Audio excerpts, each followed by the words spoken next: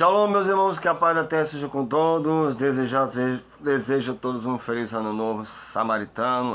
Temos o nosso calendário, o ano 3661. E daqui a 5 meses estaremos comemorando mais uma vez, né? Nós comemoramos a saída do povo e depois comemorando a chegada em Canaã. Nesse outro vídeo eu vou explicar direitinho. Mas hoje vamos continuar aquele vídeo que eu estava devendo para vocês, sobre as consequências ainda, sobre a questão de Davi, né, que é uma história muito interessante, muito relevante. Mas de praxe vamos continuar nossas preces, nossas rezas, que o Eterno te abençoe este ano, que se chegue do Eterno, nosso Kadosh Baruch Hu. Que a tua família seja abençoada grandemente em todos os sentidos. Que a paz do Eterno, a Shalom do Eterno seja contigo. Espero que você esteja dizendo amém, via amém. Então vamos lá. Shema Israel, Shema Elohim, Shemad, Waibta it Shema Eloak, Yavkal, Lebabak, Yavkal, Yashak, Yavkal, Meodak, Wayon, Yadebarin Aila, Esha Ananke, Yansabak, Yayon, Lebabak, Ushanitim Banek, Udabirta Bima, Yabshiptak, Yabet, Yabliktak, Yaderek, Yashkabak, Yavkomak, Ukakshatimaloudek, Vayotata Fotbinek, Ukatabtimal Mazuzot, Biatek Wavsharek. Escuta, Israel, o Eterno é nosso Elohim, o Eterno é único. Amarás o Eterno de todo o seu coração, de toda a sua alma, de todas as suas forças, e estarão essas palavras que eu já ordeno em seu coração. Ensinarás seus filhos diligentemente, andando pelo caminho, ao deitar-te e levantar-te, e serão como sinal na sua mão, e como memorial sobre sua testa, e como mezuzá nas portas, no braço e portões de sua casa. Feita a tradução, vamos ao estudo. Eu estou aqui com o meu papelzinho, a colazinha, que é para não esquecer, sabe como é que é, né? Olha só, nós estávamos falando sobre a última vez, nós estávamos explicando que não existe um pecado original, né? Como os pais das igrejas, né, dizem, é um pecado original de Adão e Eva. Não existe, como eu já falei, não existe pecado original. Você deve estar estranhando porque eu estou com isso aqui na cabeça, né? É porque o outro, né, o fez está sendo para lavar, aí eu uso este aqui, ok? Então assim, vamos lá. Pois se assim fosse aquela relação íntima entre marido e mulher, seria considerado impuro e pecaminoso, quando de fato é um ato de quê? É um ato santo e também de santificação.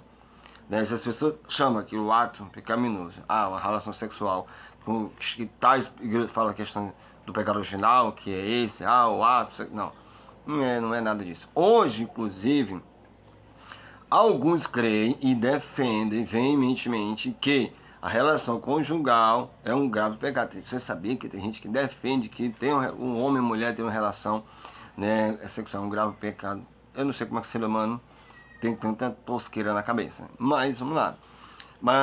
Mas o que nos chama a atenção é que geralmente, né, os tais defensores de tanto supostamente defender, os tais defensores tem tantos filhos quanto Jacó. Você sabia disso? Os que dizem que não é para ter relação tem mais filhos do que a nação do Jacó. Felizmente, né? A origem de tudo, lendo o texto de 2 Samuel, capítulo 17, verso 25, que ele fala que Absalão colocou Amassa, ou seja, o que significa a palavra Amassa? Significa fardo, né? Que no caso original, à frente de seus exércitos no lugar de Joabe. Olha só o que aconteceu. E Amassa era filha de um homem chamado Itra. A palavra Itra significa abundância. Israelita, que chegou a Abigail, filha de Naás. O que significa a palavra Naás? Eu acho que você já percebeu. Olha a pronúncia do nome Naás.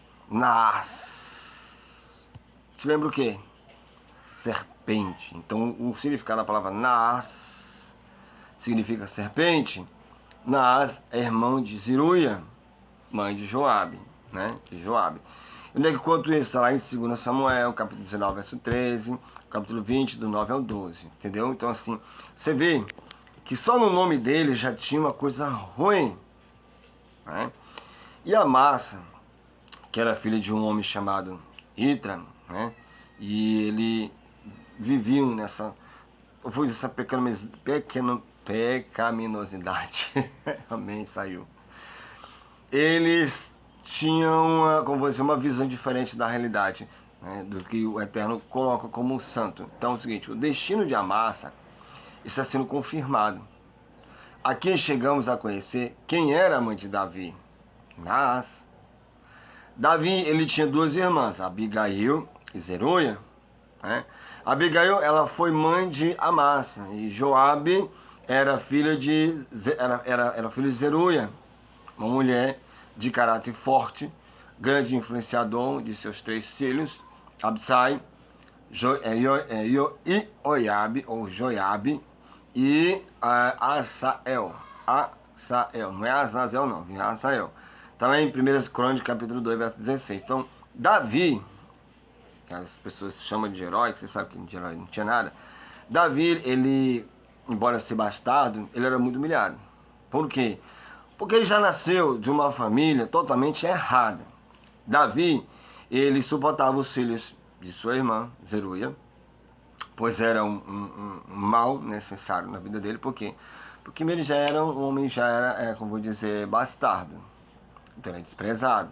O pai dele fez o que fez, longe dos caminhos do Eterno. Então, assim, embora fosse, como vou dizer, embora fosse seus sobrinhos, Davi, ele não os considerava parente. O Davi não considerava o sobrinho dele como parente. Onde é que eu posso encontrar isso? Está lá em 2 Samuel 19, 22. Não considerava como parente. Olha que negócio sério. Mas Davi amava o filho de sua irmã, Abigail. Aí em 2 Samuel 19, 13. E ambos, mãe e filho, consideravam de fato seus parentes sanguíneos. Né? Carne da mesma carne, osso dos meus ossos. Entendeu? Então eles eram bem, né, ligados ali na situação da vida deles. Então é o seguinte, agora sabemos também que pelo texto acima, que foi citado aqui, que Naás era mãe de Davi, e Zeruia e Abigail, seus irmãos, por parte de mãe, lógico. Davi, com isso, era filho de Jessé com Naás. Esta era a razão pela qual Davi vivia isolado com a sua mãe, em uma pequena tenda no campo, o que aconteceu com ele? Onde ele era considerado, vil, mal. As pessoas não gostavam muito de Davi, vai saber por quê, né? Lá no Salmo 69, verso 19, por que eu estou citando o Taná? Porque para te explicar como é que funciona a real história desse riposto herói Davi, que muitos religiosos almejam, abraçam, cantam, mas o cara não era isso tudo, não era nada disso. Então é o seguinte, no livro do Salmo 69, 19, diz o seguinte, né? E como pastor de poucas ovelhas que ele era, ele foi acusado indiretamente de quê? De fracassar por seus irmãos mais velhos. Agora vamos o quê? Os irmãos deles ficavam zombando dele. Por quê? Ele era, aliás, não vou dizer nem zombaria. Os irmãos dele ficavam reclamando. Por quê? Porque além de ter o pai dele ter pouco rebanho, ele ainda deixava o rebanho sozinho. Sozinho. Aqui em 1 Samuel 17, 28, no Taná, vamos ver essa história. Segundo, que seus irmãos o abandonaram no lodo, ou seja, deixaram ele jogado ao léu para lá, deixaram ele porque os irmãos foram para a guerra, deixaram ele em casa. Por quê? Porque os irmãos dele sabiam que se ele fosse lá, de certa forma ele ia atrapalhar. Por quê? Porque além de ser um cara vingativo, era um cara que sabia o que estava fazendo. O que ele queria, ele conseguia, só que da forma errada, da forma corrupta. Ou seja, ele foi deixado, como vou dizer, no deserto, ou seja, deixado no desespero de si próprio, no próprio Salmo, viu as lamentações dele. Ele foi odiado, né?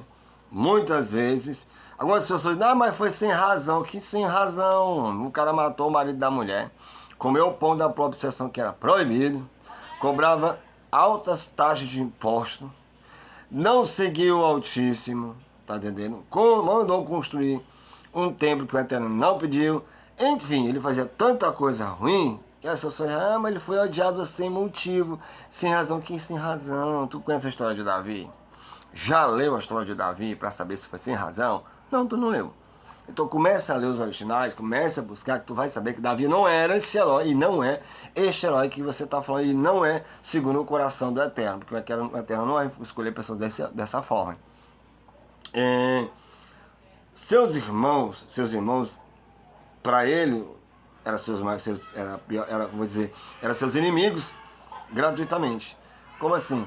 Porque os irmãos dele sabiam quem Davi era, sabia como era o comportamento de Davi, sabia como ele agia. E os irmãos dele não gostavam muito dele. Então Davi tinha aquela inimizade entre os dois, entre os irmãos dele. Entendeu?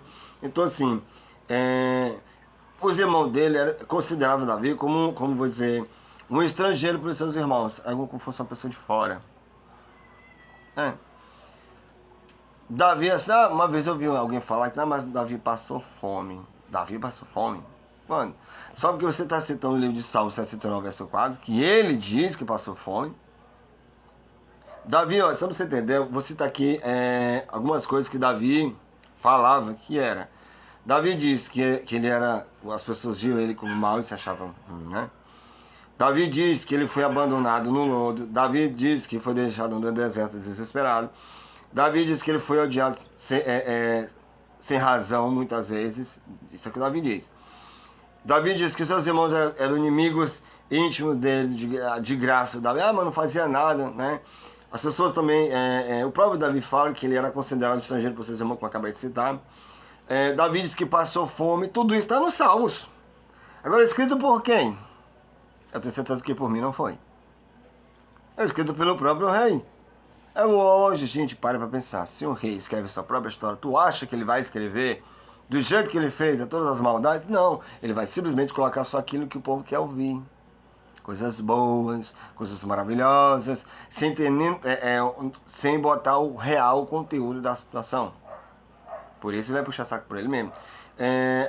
Outra coisa, aqui diz o seguinte, que Davi diz que era objeto de escárnio de seus irmãos, tudo no Salmo. Onde seus irmãos eram o principal autor desses escárnios. Por isso tal perdeu o seu lugar na lista dos filhos de Jessé, e o seu nome foi borrado, e Davi tomou o seu lugar. Conforme a profecia dita de Ruth. Olha só, de Ruth, você vai encontrar uma pessoa que era moabita. Mas que se cumpriu em Davi. Onde é que está tudo isso? Está lá no livro de Salmo e no livro de Ruth. Ela diz, melhor do que 7 filhos era o 8º filho de Jessé. Então Davi foi o 8º filho de Jessé. Entendeu? Aí ainda mais, a Ruth era profetisa? Não, filhinho, isso tudo aí era só jogo de marketing. Era só para engrandecer o que o cara não era. Tá entendendo? Era só para engrandecer. Então, ele também dizia que era motivo de fofoca. Isso está no livro dos Salmos. E, como vou dizer, fofoca como vou dizer,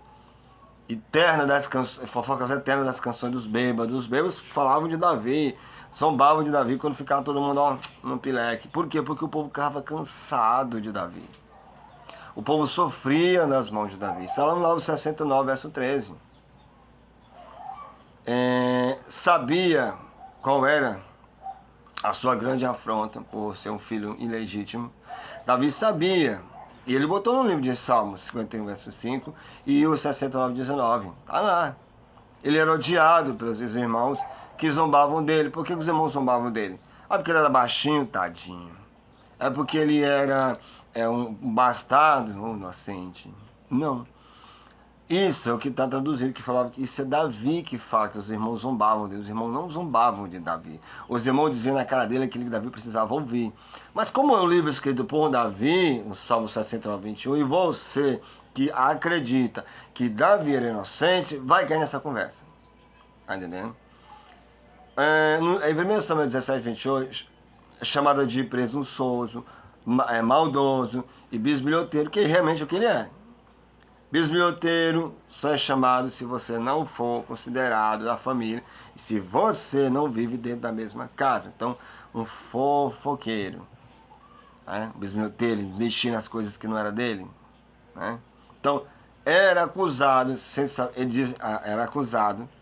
de várias coisas, mas só que aí o Taná, lá em 1 Samuel 17, 9, diz que mas ele não sabia por quê. Como é que não sabia por quê?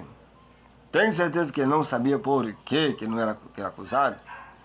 Agora, por que que Davi era tão odiado? Bom, vamos aos fatos. Davi nasceu como fruto de uma relação conjugal contratada, como aconteceu com Leia e Raquel, lá em Gênesis 30, 12 e 16. Sara e Agar, em Gênesis 16, 2. Naás ficou grávida de Davi da mesma forma como Léa ficou de Isacar. Entendeu? A tradição judaica, estou dizendo que a tradição judaica, estou lendo né, a tradição judaica diz que Naás era uma das servas de Jessé, assim como Bila e as outras eram servas de Jacó. O acontecimento causou tanta dor e agonia em todos que Jessé acabou providenciando uma pequena tenda, né, a parte do campo, onde o quê? Onde com alguns animais e poucas ovelhas aquela pequena família viveu. Ou seja, a situação estava terrível. Então Jessé fez uma casa lá nos fundos para eles morarem. Tá entendendo? Porque Jessé sabia e sentia que aquele pecado estava sufocando ele dentro da sua própria casa. Esse negócio de ter duas famílias ou mais de três, ou um monte de família, meu filho pode ter certeza que só traz maldição para sua vida. Entendeu? Se você sendo casado com uma única mulher, aí tem outra mulher, depois tem outra mulher, e não se separar de nenhuma para ter só uma só, pode ter certeza que você está botando forca no pescoço. Tá entendendo? Você está fazendo a mesma coisa que Jessé fez. E que Davi também fez. E Salomão, e aí vai. A lista é grande, é maior do que a lista do supermercado. Entendeu? Então olha só, o acontecimento, como já falei, causou tanta revolta na situação de Jessé, que uma outra pessoa eles consideram uma outra pessoa que aconteceu, como é que eles comparam? Com Leia, né? Uma outra Leia levantou-se, mas em Belém de Judá, que no caso era Naás. Então os judeus consideram Naás uma outra Leia, tá entendendo? Só que se você observar bem a situação entre uma outra, não tem nada a ver com a outra. Mas depois, ou já eram nascidas outras duas filhas, no caso Zeru e Abigail, as quais serão o quê? Serão mães dos maiores generais da história de Israel, que é Amassa, Joiabe, Abissai e Asael, todos sobrinhos de Davi. Está lá onde? 2 Samuel 17, 25. A aparência de Davi, como sua mãe, revoltava os seus 7 irmãos, que zombavam dele constantemente, fazendo o quê? Fazendo maldades das mais cruéis, desejando a sua morte. Mas isso é uma versão da Torá judaica, aliás, do Taná judaico. Tá entendendo? Mas por que aconteceu essas coisas com Davi? Isso é muita crueldade, filhinho. Naquela época, quando a criança era diferente, ou seja, nascida de uma transgressão, não era considerado como um adorado. Tenta imaginar, você que é casado, que é casada, de repente tu encontra que tua mulher, o teu marido, tem uma outra família. Tá entendendo? Tem outra família. E essa outra família, ele tem filhos, mas não se separou de China, tá com ela. Tu vai gostar? Eu tenho certeza que não precisa nem responder, né? Então não vai. Pois é a mesma coisa essa situação. Nenhum dos irmãos gostava do filho da outra família. Por quê? Porque sabia que era uma como vou dizer, uma transgressão. Uma família fora do casamento original, do seu primeiro casamento. Ele não vai dar certo. O que aconteceu? Sua vida, a vida de Davi, ele passou por tanta coisa no meio de seus irmãos, porque Jessé, né? Jessé, como vou dizer, ele detinha ali um pouco longe deles, mas era em vão, porque primeiro que trabalhava para ele, né? Então não tinha como os irmãos não se verem, aí dá naquela confusão, né? E lembrava do erro do Jessé, e o erro de Jessé era ali, Davi, tá entendendo? Porque tenta imaginar, tu passa saber que tua mulher, o teu marido tem outra família, aí de repente descobre que mora bem aqui do ladinho, e toda vez você tem que passar e lembrar que teu marido te traiu, ou tua mulher te traiu com esta pessoa. Toda vez que teu filho não passa, logicamente, tem gente, vou dizer, tem gente que diz que se dá bem, mas não é verdade. Não é verdade. Tudo bem, os filhos podem até, às vezes, se dar bem, mas a parte em questão não se dá. Se aturam, mas não é a favor do Eterno. Como disse, não é a favor do Eterno, não é por vez. Então, assim, as poucas, as ovelhas, né? Que nem servia para sacrifício, porque a terra não aceitava, como vou dizer, crescer em meio a tantos conflitos familiares, e se possível, né, passar na cara que era bastardo, porque o bastardo ele não tinha o direito de entrar na casa principal, comer e festejar junto com ele, por quê? Porque não podia. Era um filho de outro casamento e ninguém aceitaria e nem aceita um negócio desse, né? Que mais que acontecia? Diz a história que Davi enfrentou um urso e um leão. Eu não vejo como uma bravura isso. Não vejo como uma bravura isso. Mas alguém que desejava a morte, por quê? Porque não faria diferença diferença nenhuma na vida dele viver ou morrer naquele momento. Então, assim, Davi, a história é que matou o leão e o urso para proteger os ouvidos. Não, Davi, na verdade, eu acho que quando era pequeno, as crianças criam um trauma, né? Então, Davi tentava se matar. Porque o pecado estava demais, gente. Mas só que aí, ele não conseguia. Ele quer saber da coisa? Vou ver minha vida. Só que daí ele começou a tramar. Começou a tramar como é que ele ia viver esta vida. Como é que ele ia fazer para a vida dele mudar. E se vingar de muita gente. Muita gente mesmo. Então assim, como vou dizer, naquela tenda pastoril, criada pela sua mãe, né? Ele aprendeu a fazer o quê? Ele aprendeu a tocar a harpa, ele aprendeu a arte da guerra, a acertar alvos com pedra, precisão, com pedras, a arte da funda, no caso. E o segredo da noite no meio do seu pequeno rebanho. Davi, ele aprendeu a atração dos leões, as ferozes da região. Então ele aprendeu a arte da vida. Então ele pegou tudo aquilo lá e colocou. Agora eu vou colocar em parte com os seres humanos. Ele treinava com os animais, como é que ele ia viver a vida. Ele não é besta. Ele sabia o que queria. Ruivo como a sua mãe, de belo parecer, como lá em 1 Samuel 16, 18. Ele era o quê? Ele era sisudo, em palavras, valente, cheio de ânimo, varão de guerra, que eles chamavam, né? Acima de tudo, né? Ele era um homem estrategista. Um homem estrategista para o seu bem. Não era para o bem do próximo, não. Mas só que as pessoas falam assim, não, mas o Senhor era com ele. Como assim que o Senhor era com ele? Um cabra desse. O homem era bastardo. O homem fez tudo. O Eterno já sabia o que ele ia fazer no futuro. Como é que eu tentar com um homem desse? Para e pensa. Para e pensa. Por todas essas coisas que ele era, que para alguns dizem, mas isso inspirava inveja de todos os seus irmãos, aí vocês vão dizer que ficou chateado com ele, aquela coisa toda. Não é bem assim, não. Mas não é mesmo. Tá entendendo? Então, ele jamais, né? Jamais havia, como vou dizer, comido na mesa na casa do seu pai. Jamais havia sentado no meio de seus irmãos. Por quê? Porque era um lugar, né? Era uma utopia pensar que um dia seria diferente, né? Por isso que ele citou aquele verso: preparas uma mesa perante mim, na presença dos meus inimigos, unge a minha cabeça com óleo, o meu cálice transborda. Mas só que esse cálice que você está pensando que é bonzinho, era o cálice de vingança. Mas esse salmo é tão bonitinho, é tão forte, vou usar ele na minha vida. Só que esse salmo aí que você está lendo é um salmo de vingança, é um salmo cheio de ódio.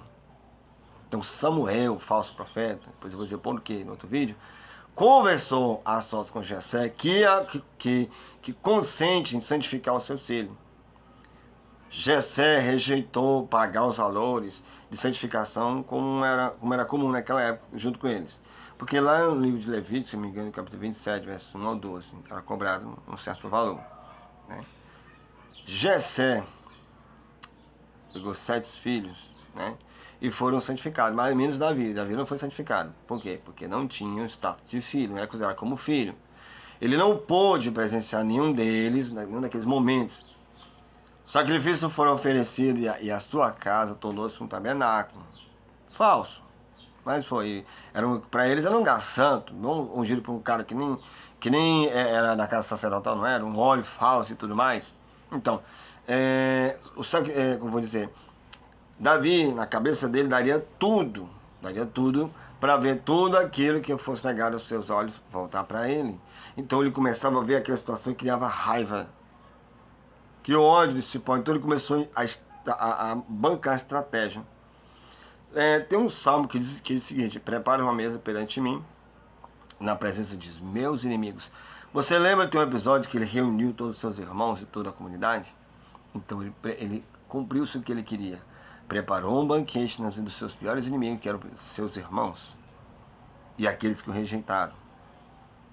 Todos comiram na palminha da mão dele, ó. E você, que acredita que ele é um rei, que ele era o segundo coração do Criador, também come na palma dele quando você canta e bota o nome dos seus filhos de Davi. Né? Então assim,